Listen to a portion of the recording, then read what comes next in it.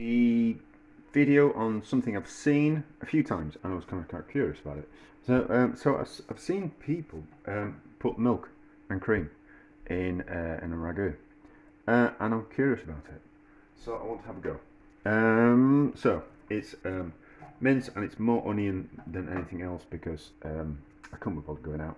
I could have gone out and got some carrots and some celery, but I couldn't be bothered. Got onions, so it's just mince and onions, and it's just cheap. I've done that the wrong way around. I was trying not to create washing up. So, just cheap tins of tomatoes. These ones are chopped. These ones are whole. So, I want to keep some of those tomatoes back for the end of the... put that in the container that the lids came out of. That'll be fine. So, I want to keep those tomatoes back because I discovered that... and I want to try something new. I discovered that just adding the tomatoes back at the end of making the ragu just kind of lifts the flavour a little bit. So I was just kind of curious. So we'll do that, and then I want to create less washing up. So let's put those in there like that. I didn't want to puree the tomatoes. I'm gonna using the blender and then like another container. I just kind of thought what we'll do is we'll see if we can mash them in here, and it'll break them up enough. It's going to cook for hours and hours and hours and hours and hours. So can I get away with not using the blender, or am I just creating just as much washing up, but just washing up in a different way? Will 2 tins of tomatoes be enough? Probably. Can always add a bit more. So that there, out of the way, that'll cook down, and it will break down those tomatoes hopefully. I think we need 10 tomatoes in that. So we've got the chopped ones. No, they're all peeled plum. So I've just created more washing up for myself. I'll pause. I know what I'll do. I'll try something else. So let's make a little bit of space in the pan. Get the masher back. Let's create a little bit of space in the pan. There, like that. Look, this video is not actually about what I thought it was going to be about. It's going to be about me faffing around. Let's squish them. Oh, that's better. Let's squish them down there, like that. And then... that works, doesn't it? That's a better way of doing it. That's a better way of not creating washing up. I hate washing up. So, that there like that. So those big lumps of tomato will cook down slowly over time. We'll use those bits of tomato back in at the end. We'll bring this up to temperature. I'll turn it up a little bit. And then we're going to, I'd normally swill out these tins with water, because it's going to be cooking for a long time and the water evaporates. So, but we'll swill it out with milk. So about half a tin's worth of milk. We can always add a little bit more. I don't know what the reason why they were using milk or cream, but it was Italian. No, it was Italian. And with the last video I watched, it was an Italian American. So don't know what the reason was why they were using milk or cream in a ragu, but I was just kind of quite curious.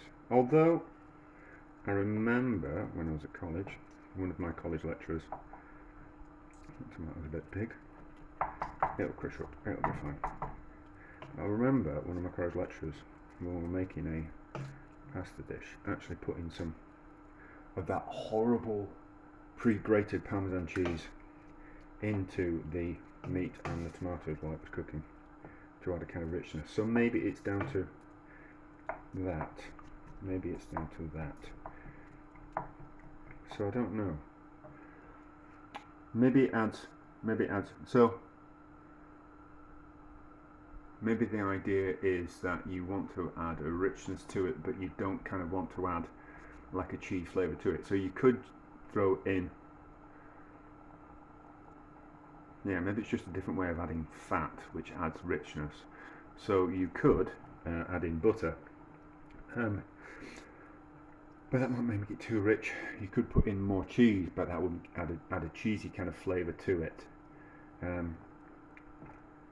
So I don't kind of quite know. Or maybe it's down to lessening the acidity of the tomatoes. That's maybe where it kind of came from. That maybe I should do some more research, or maybe I'm just thinking my way through things as always. Maybe adding it was a way of lessening the acidity of the tomatoes. If the tomatoes weren't particularly good or quality, or a little bit too acidic, maybe it was a way of doing that. Maybe. So, but I don't quite understand it, but I was kind of quite curious. But anyway. Looks like it's kind of split out a little bit. That's probably down to the acidity of the tomatoes. But so I don't really know the reason why we're doing it, but we're going to do it, and then we're going to see how it turns out. A bit of extra salt in, and then pepper. And then we'll cook it down for hours and hours and hours and hours and hours. Oh yeah, maybe adding or leaving like any excess fat that came out of the meat that you were cooking. Maybe adding that would make it too like overly rich, maybe a little bit greasy. Maybe you kind of want the richness, but without the overly rich, overly greasy. Maybe the milk and the cream is a way of doing that. But we'll see. Although I haven't got anything to compare it to, so it'll just have to be out of kind of memory. Maybe. I mean, I suppose sometimes you put the cheese rind to add flavour in. So maybe it's one of those type of things. I don't know. although thinking about it, so I remember Heston Blumenthal making a stock, and to make a better beef stock, what he did was he took milk powder and baked it in the oven until it was brown, and then added that to the meat stock, and it made it meatier. I don't know how that worked. I don't know how that kind of worked. I don't think that'll be an experiment I'll be trying, but maybe it's a way of doing that as well. So I can think of lots of different reasons why you would do it, but you know, I think loads of people do things but they don't necessarily understand why they do it. It works. They were told to do it, so they do it. It works. That's the way they've always done it, but they don't understand why it actually works or what it's actually doing. Whereas I kind of want to know why. Why are we doing something? Do we need to do it? And what are the benefits of doing it? You know, what happens if we don't do it? You know, like, I'm not just going to do something because someone tells me to do it. It's the story of my life. But anyway, so let that cook down for 2, 3, 4 hours, depending on how much time I've got, and then we'll taste it later. I'm not going to show you what I'm going to turn it into, but we'll taste it later and we'll get an idea of how it turns out. So lid on, slow cooking. Put those in the fridge out of the way. There we go. We'll see. Well, I might add a bit more milk, but we'll see how we go. Actually, I suppose what you could do is, if you had some leftover tomato soup that you'd made and it had milk and cream in, you could use that as a base to make a pasta sauce. Maybe that's the kind of principle of it. Anyway, unless it was a tomato soup that you added a reduction of vinegar and sugar to. But anyway, I'm waffling as always, and we're up at 9 minutes already, when it should have just been a quick video, shouldn't it? Yes, but no. Right, let's have a look. Let's have a taste. So I took the lid off for the last couple of hours, so it's reduced down, and I've added a bit more milk as well. So let's have a taste. Prepared as always, not going to have my spoon ready. And then we've got the tomatoes to freshen it up as well. So we'll taste. There's a bit of juice in those tomatoes, isn't there? Not to worry. So taste first. It might need some more salt and pepper.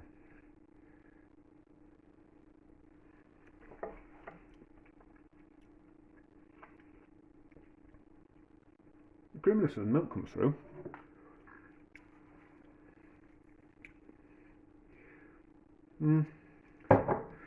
I quite like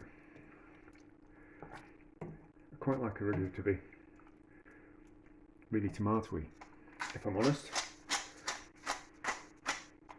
I kind of think if you were making a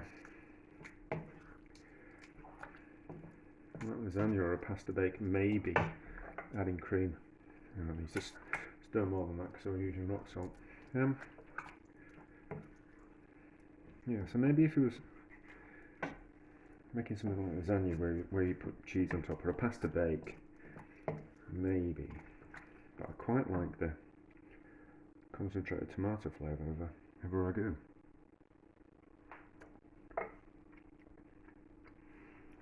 Well, I don't really know what it brings to it. It brings creaminess, but leaving the excess fat off the mince, in leaving that, instead of draining that off from the meat when you fry it, leaving that in would have the same kind of effect. And the same with adding butter, or leaving like some bacon fat in there. So I don't really know why.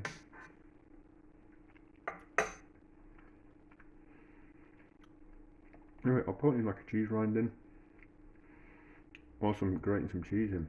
Would all have the same kind of effect.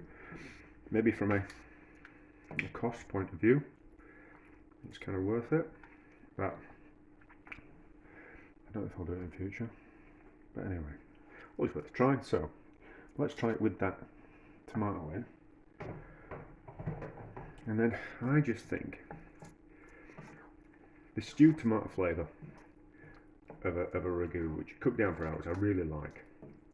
But just stirring in some of the tinned tomatoes that we haven't cooked in at the last minute just lifts the flavour. I suppose it's the fresh acidity of the tomatoes as well.